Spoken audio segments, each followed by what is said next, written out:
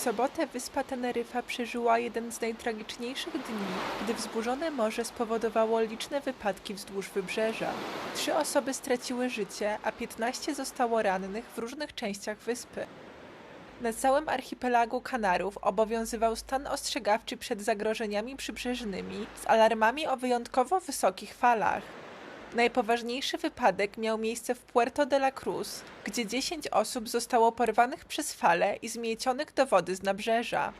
Jedna kobieta zginęła, a 3 inne osoby odniosły poważne obrażenia. W osobnym zdarzeniu 6 francuskich turystów wpadło do wody w miejscowości Taganana po uderzeniu przez falę.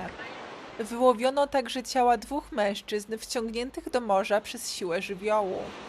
Władze apelują do mieszkańców o ścisłe przestrzeganie obostrzeń. Według szacunków fale osiągały wysokość około 4 metrów.